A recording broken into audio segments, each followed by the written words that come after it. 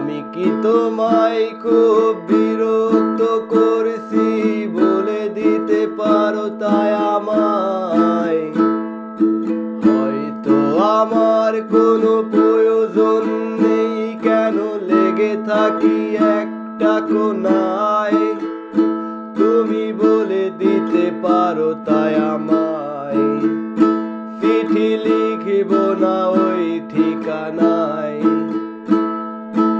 আমারও তো মন ভাঙে, চোখে জল আসে, আর